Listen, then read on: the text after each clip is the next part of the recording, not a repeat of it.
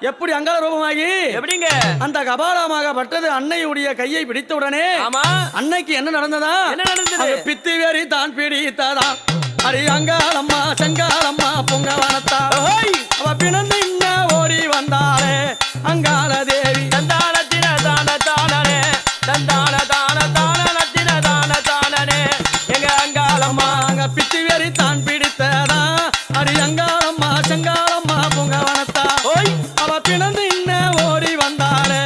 அங்காள தேவி தந்தானத்தின தான தானனே தந்தான தான தானத்தின தான தானனே அவ சடைய நல்ல சடை விரித்தாளா அரி அங்காளம்மா சாம்பலையே பூசி கொண்டாளா அரி அங்காளம்மா